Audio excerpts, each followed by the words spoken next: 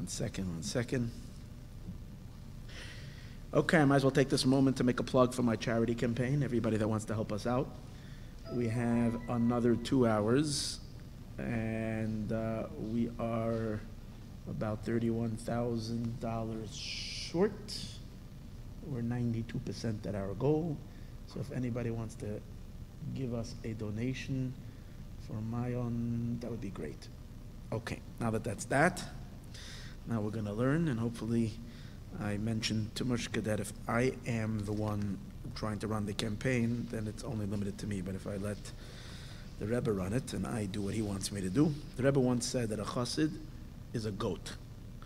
And he doesn't have to worry about his parnasa, he just has to give milk. And the rest gets done from above. So I'm going to try to give milk, and the Eibishter will help. Ready to go. Here we start. I might be a little shorter today, just because a little bit in me is not such, I have let's see, maybe who says we have to be shorter? Let's see. Let's start. I'm starting with you, Parshas Vayeshev. I'm sorry I didn't get a chance to take pictures and make copies. Maybe I did. Maybe I sent it to you last. The truth is I did. I think I sent it last time. So you might have the copies already. Okay, we're ready to start. Oh, this is one of the most amazing sichos of Tafshin Nun Beis. Duber Pamim Rabes Lachroina, we've spoken many times recently. Ubefrat Bezman Achron, particularly in the last time. Ki al pi kol hasimanim, based on all signs, Doireinu, our generation, who are Doire Achron Shal HaGolus, it's the last generation of the exile, Ubemela Doire Rishon Shal HaGula. And it's therefore also the first generation of the redemption. Kivan shekvar saimu as kol inyanei avoda, because we finished already all the inyanim of work. Kvar oimdem muchanim lagula amitis vashlema, and we're standing already prepared for the complete and total redemption. Ayidei Mashiach tzedkeinu, take off miyad mamish through Mashiach. So we finished everything. We're standing ready for the Geula. Yesh hashayalim. There are those who ask. Harei geula tluya bekach. The Geula is dependent on this. Shekol ha'olam yamuchen lekach, that the whole world should be prepared for this. Not just one person, or a few people. Not only a little portion of the world, the whole world has to be prepared for Mashiach. Because the Geula is dependent on gathering all the Jewish people from the four corners of the earth. And therefore, so you have to all Yidden have to be prepared for that. And also in the and also for the bitter, for the purification of the whole world, mikol haratzos, from all the lands. In other words, we need to purify or rectify or elevate all the sparks of holiness across the whole world. So the question that people ask, Heichon royim, where do we see she'alam hem shinui ba'olam, a change in the world? Sha'olam kayoim muchen yoyser legeula masha b'deiris hakaydin. I mean, people are asking a serious question, the Rebbe say. Geula means that all Yidden go back to Eretz Yisrael after we finished fixing all of humanity and all of the world. So they ask the question, where do we see today a shinui in the world, that the world should be prepared for the Geula? Now, I want to tell you something that's just unbelievable. I see, Baruch Hashem, tremendous Hashgacha Pratis all the time, things that are like beyond. Last time I gave this shir, last week, we did it on Tuesday night. And remember, we had a few minutes. I was planning to start Parshas Vayeshev. We finished Yutas Kislev Sicha, and I was planning to start Parshas Vayeshev. But because you know me, I get a little carried away in explaining things, and I didn't get to finish Yutas Kislev till the bringing on Yutas Kislev till almost the end. And I said to you, it looks like there's an interesting medrash. Let me go check out this medrash. In the Sikha, the Rebbe says that people are going to point to Mashiach and they're going to say, Hinei zeh Mashiach ba. I told you to wait a few minutes, and I got up and I went, and I got up and I went and I took out a medrash, and I showed you the medrash. I read the medrash. I mean, when I sensed there's something in this medrash, I had no idea what it is, but I felt that there's something strong over here. So when I took the medrash, I shared with you. It says in the pasuk, "Koil doidi hinei zeba," behold, my beloved is coming. So the Medrash brings a bunch of pirushim that's referring to Moshe Rabbeinu. Who's the doidi that's coming? That's Moshe Rabbeinu. Then the Medrash says another pirush in the end that's referring to Mashiach Tzidkenu. Koil doidi. The doidi over here, my beloved, is Mashiach. And the Medrash says like this: when Mashiach Tzidkenu comes and he tells the Jewish people, in this month you're going to be redeemed. The Medrash says the Yidden are going to respond to Mashiach Tzidkenu, and they're going to say to him, how are we redeemed? I mean, aren't we supposed to be subjugated to all the 70 nations? And we haven't been subjugated to the 70 nations. And the Medrash says that Mashiach answers the Jewish people 2 answers. Number 1, you don't need everybody to be amongst the 70 nations. It's enough if a few people are scattered over here and a few people over here. It's considered as if everybody that the Jewish people were scattered amongst the 70 nations. That's number 1. Number 2, the Rebbe says, the Medrash says. Second thing he says is that since there is one country where all countries give their taxes to that country, and therefore, and you're meshubed to that country, so as a result of that, it's as if you've been meshubed, you've been enslaved to all the 70 nations. And whatever tikkun needed to happen was accomplished. That's the Medrash that it says. So watch the most amazing thing, why the Eibishter put that in my head to look up that Medrash. Because Parshas Vayeshev, this Sikha, the next Sikha, that's introduction to this Sikha. The Rebbe just asked the question. He says, Yesh HaShayalim, since we spoke in that what? That we're already prepared for the Geula, Yesh HaShayalim, there are those who ask. The Geula is dependent that the whole world should be prepared. And therefore, not just one person. And the people ask, where do you see that the whole world is prepared? The Rebbe is going to give 2 answers. One answer the Rebbe is going to give, that today's days, Yidden have been scattered in the last few years across the entire world, and in a much greater way than they've ever been before. And the Rebbe is going to bring the idea that some people go to this country and some people go to that country, and that's the birur. Then the Rebbe is going to say, but in addition to that, France is the final country of birurim, because Tzarfas means tziruf, and when we finish France, we've completed the birur of the whole world. Basically, if we open up our eyes and we realize what's happening, is that the Lubavitcher Rebbe was sitting by this Farbrengen, and he's notifying the Jewish people that Mashiach is coming. And the Medrash says that Mashiach is the one to tell the Jewish people that the redemption is going to come. The people are going to ask Mashiach and say, how can you say the world is prepared? That's what the Medrash says. So the Rebbe asks the question that people are asking. And in this Sikha, the Rebbe gives those 2 answers that it says in the Medrash. So whatever the Medrash says is going to be a dialogue between Mashiach and the Jewish people is this Parshas Vayeshev Sikha. This is like unbelievable. In any case, so we'll understand this by first prefacing the general reason why the Jewish people have to travel in Golus from place to place. Even though the Jewish people being scattered everywhere, scattered amongst the nations. Externally, it looks like a yerida. It looks like it's a descent. And the more scattered we are, the greater is our descent. Our Chachamim say that the Eibishter made a big tzedakah to the Jewish people, that he scattered them amongst the nations. It is known the inner pirish. In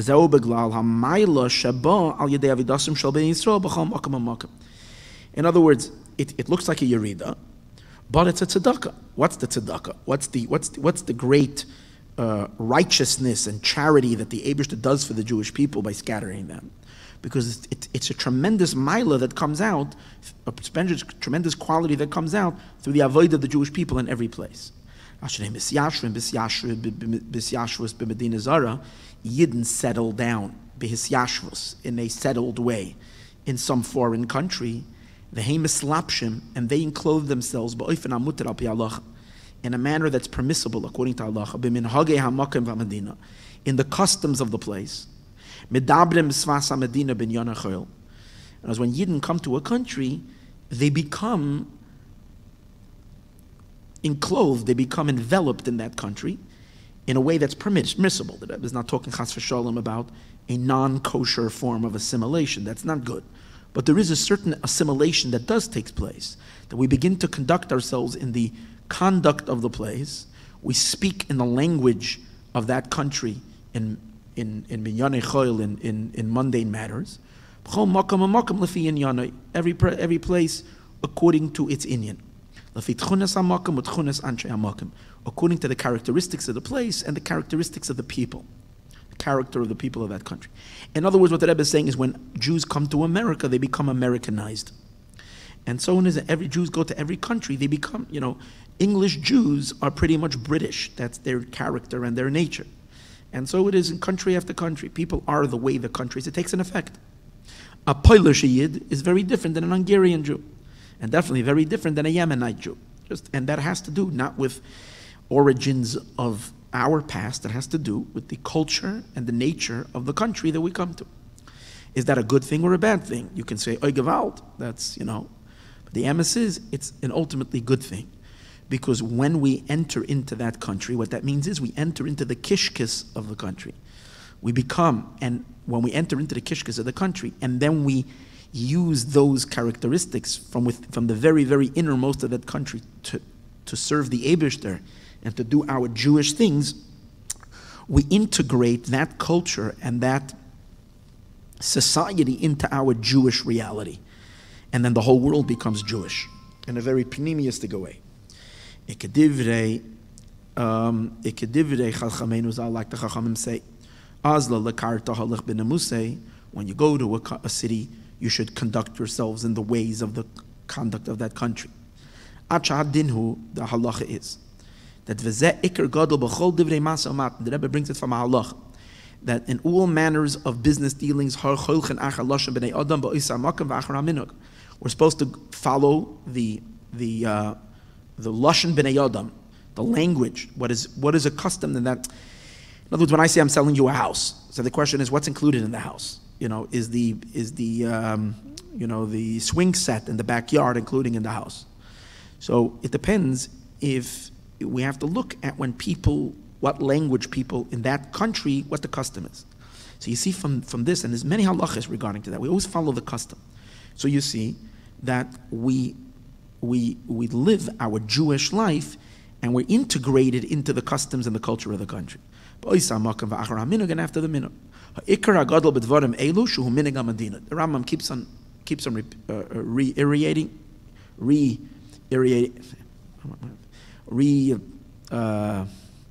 stating this, that the ikar is that we follow the minhag of the country. The minhagim of the country of the nations, which are most of those who live outside of Eretz Yisrael. In order to utilize these minhagim to the service of the Eibishter. What are we using the minhagim for? Why? Since all your deeds have to be for the sake of heaven, so everything you do. In all your ways you should know him. That this should also add in Torah mitzvahs. In other words, first of all, our regular conduct, even if we're just doing business, but we're following the conduct of the country, so that is already serving the Eibishter, because the Jew's intention with his business is to serve the Eibishter. But in addition to that, it adds in Torah mitzvahs. So that's right. That's just looking at it from Nigla. If you take a look a little deeper in Lashon HaChasidus, and what the Chachamim explain, the Eibishter did not scatter the Jewish people amongst the nations, only that they should be added upon them converts. What are the Gedim?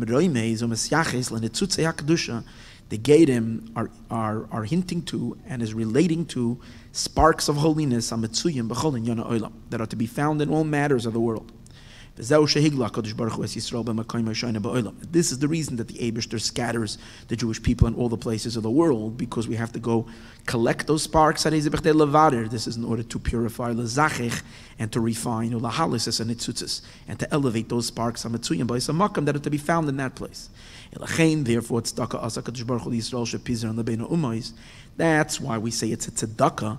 The simple reason why we say it's a tzedakah that Hashem that has been righteous is because similar to what it says in last week's parsha that Yaakov Avinu said, if Esav comes and kills one camp, the other camp is going to survive. So when all Jews are scattered everywhere, so when there's an anti-Semitic pogrom in one place, Jews that are somewhere else are saved. Like for example, during the Holocaust, Jews in America were safe, or Jews that were in Eretz Yisrael were safe. That's a simple meaning. But the Chassidish Pirush is going deeper than that.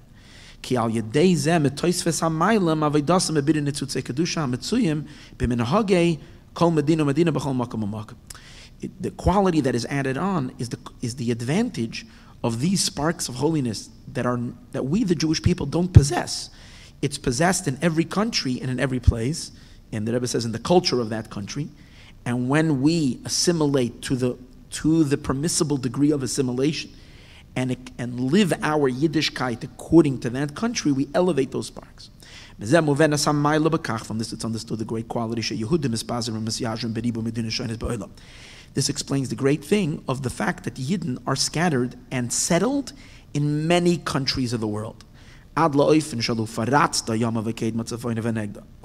means you will spread out, you will blast to all four directions, which is the bracha the Eibishter gave to Yaakov. Dafka through the avoid of Yidden, all the countries of the world. But in the manner of islapshus, an internalized islapshus, every place according to its inyan. Through this that they settle and they live in that country. And they conduct themselves in that which is permissible according to the conduct of the country. A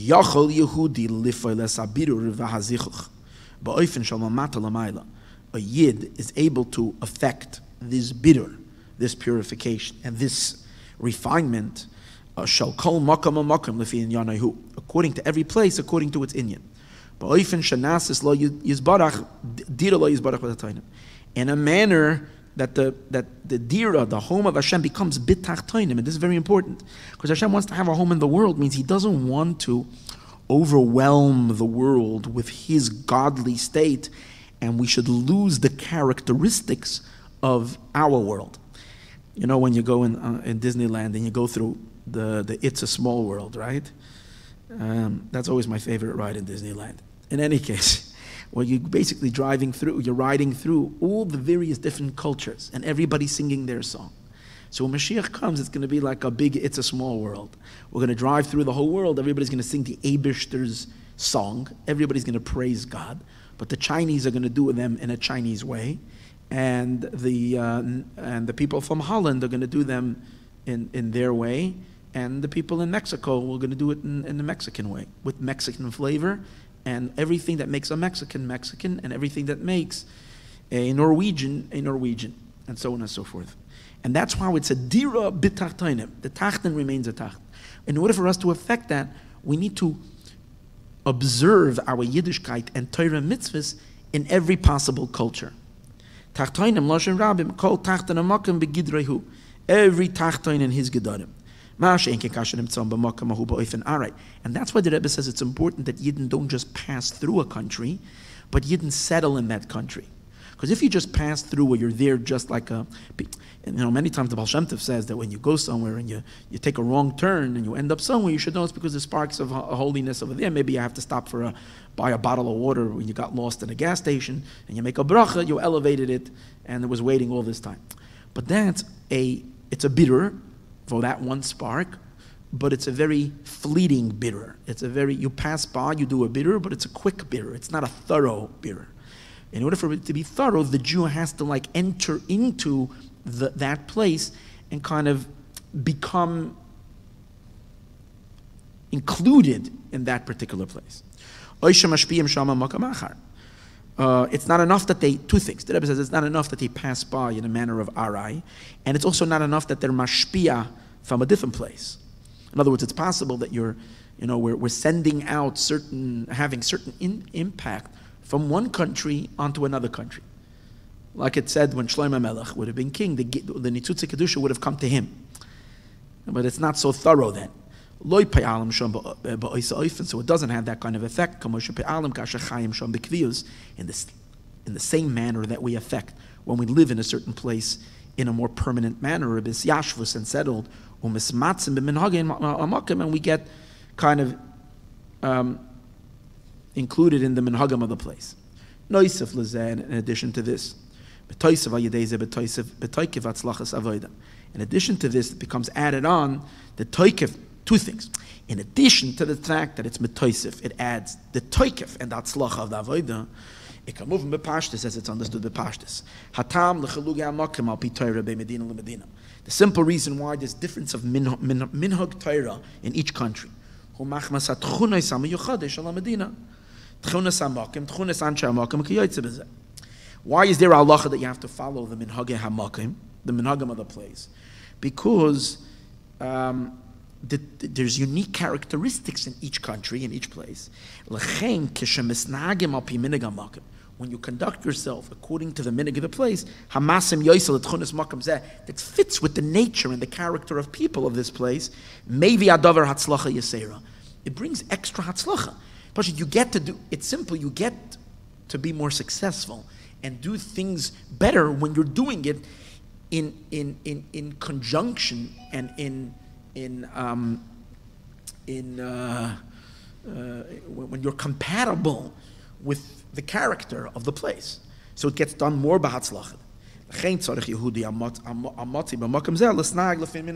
That's why a Jew who's in this place needs to conduct himself, again, wherever it's not in conflict with Torah, according to the minhag of the country, because he's going to be more successful at his Torah and mitzvahs when it's going to be done in the, saying, in including to the nature of the person's nefesh bahamis as well. To the point where he has to use the minhagim of the place to avoid this Hashem. This all brings tremendous success. It brings extra success in the person's avoda. Okay. And Ad Kedei Kach, the Rebbe says, that this itself, that the din is, the halach is, that you have to conduct yourself according to the minhag of the place, poil, that has an effect. The minhag of the place gets converted and it becomes a minhag of Torah. In these things that there's no conflict with halacha.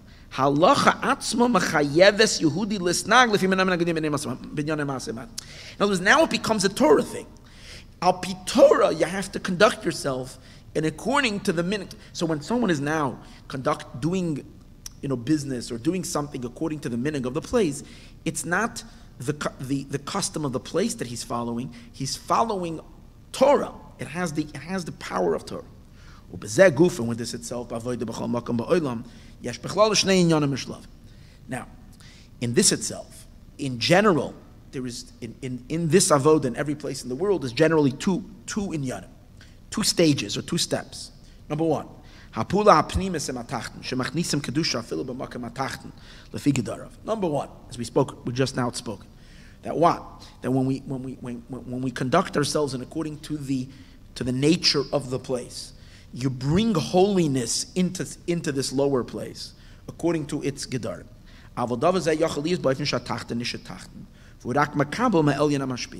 But it can be in a level where whichever place that is remains what it was before, an unholy place.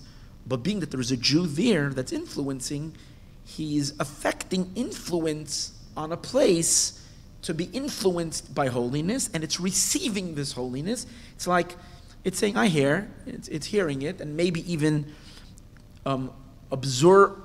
absorbing the message, but it's still considered an outsider that's influencing. But then we reach stage number 2. What is stage number 2? The purification is so great. The place, the makom itself, the place itself, with its tchunas, nasa makam Torah mitzvahs. The place itself becomes a place of Torah mitzvahs. Al yedei It's not like you feel like there are Jews in this place that are learning Torah mitzvahs. It seeps into the place that it becomes a Jewish city. For example, you go to Brooklyn. Brooklyn is a Jewish city. The Jewishness has so been absorbed in the nature of the place, a Jewish city. In many ways, Los Angeles, you go to these big communities, there's Yidden living there, it has such an influence that there's so much Jewishness that kind of becomes part of the culture. You hear people with Brooklyn accents speak with Yiddish words. What does that mean? It means that the Yiddish Welt became, like people will say, this is such a schlep, even though they're Italian and they're who knows, because it became part of the Brooklyn, what is it called?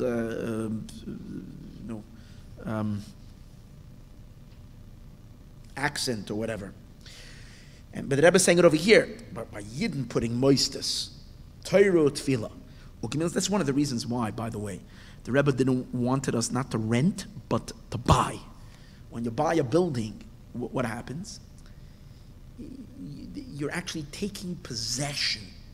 Holiness is actually becoming entrenched in the country, in the land, in the real estate of the land. And then it lifts up the land that the whole city becomes a Jewish city. There's many other stuff there, fine. But from the true perspective, that's what happens. As he says, Moiste shall Torah tefillah gemilas chasadim bate knesses. Yes, we do bate knesses, bate midrashes. Kach shahamokim nasa kilu atzmai. The place becomes independent. The einay zakuk lashpal shall kedusha memakim sheni elyon yoser. It doesn't require a hashpah coming from another place. The Yisrael is even more like ki'iloi. It's not even ki'iloi, like elo ba'ofen shemagalim esamayla b'shebetachtet atzmai. But in a manner that we reveal the quality of the lower itself. That the essential essence of the place expresses something godly. The people of that country, in other words, first, it's a country. The Rebbe is talking, let's say, in cases where the Yidden in a certain country were not observant, unaware of Torah mitzvahs. Then Yidden come into that place and begin to have an influence. And ad kadei kach, that the people become so involved that no more as a teacher, but they themselves become, the community itself becomes a self-sufficient community that inspires itself to do godly things, not needing constant inspiration from the one that came to inspire them. But obviously, when that happens, in each place, it's in according to the style of that country. Which in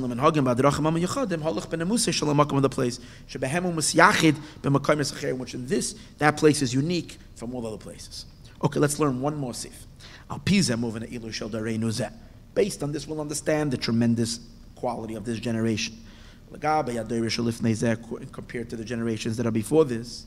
But generations at earlier times, the Jewish people were not so scattered in all corners of the world, like in our generation. Not only in the time when the Beis Hamikdash was standing, when the Jewish people were in the land of Eretz Yisrael, in the time of Eretz Yisrael, where were Jews living in Eretz Yisrael and the immediate surrounding. So then, of course not. But even in the early generation shal hagolos of the exile, his goyderu Yehudim rak b'medinos mesuyamis. Yidden lived only in certain countries. Al kolpanim rak b'chatzi kader elyon. Jews lived in Spain. Jews lived in Morocco, and Jews lived in then later, in France, and then in Germany, and then they came into Poland and to Russia. And again, the later they moved in Galus, the migration continued. But it was just certain countries. But even that, it was on the upper hemisphere, the upper part, meaning the Rebbe learns the upper hemisphere, the upper half of the globe. You take where Eretz Yisrael is, that's the center top, and you go from that to half a sphere supporting Eretz Yisrael, close to Eretz Yisrael, that's the upper part. Which is not in the generations of later. Yidden were scattered into many more countries. Ad gam b'chatzi kader atachten b'America, till they came down into the lower half in America. Ubachol dover doine toisef b'ze oid yoser, and in every generation became even more. Ad l'dareinu anu, till our generation. Asher bo Yehudim mitzuyim b'chol katzvei tevel mamish, and our generation Jews are everywhere mamish mamish. V'heim mekayimim sham Torah mitzvahs, and Yidden learn Torah and do mitzvahs. Uba'oifen shal eslapshus l'fim minhagi hamakim, and in accordance to the conduct of that country, v'ache kimu mamshichim lahakim moizdis shal Torah mitzvahs b'chol makom makom l'fim yanoi, and institutions of Torah and mitzvah institutions, whether it's a mikvah, whether it's a shul, whether it's a kosher store, whether it's a yeshiva and a cheder and a girls' school, and all these things. Each place does it in accordance to their country, with the style of that country, and that's like making the entire world into a godly place. When we take this into consideration, even for just a moment, we see the tremendous greatness of our generation to all the generations. We have the purification of every country of the world.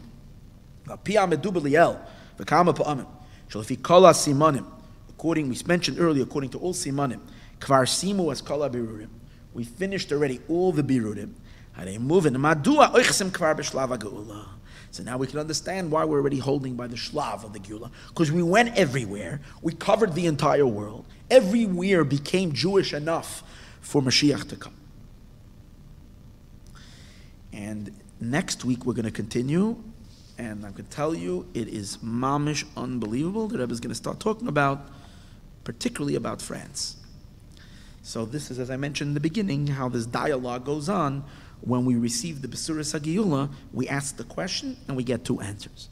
May the Eibush to help that we should hear the rest of the Sikha already from that mouth of Melech HaMashiach himself. I shouldn't have to say it. And Be'ezus Hashem, Akarav Mamish, we will experience the complete Geula. Everybody, good Yom Tiv, and a very, very, very Freilich Chanukah. All the best. Okay, time to get some action going here.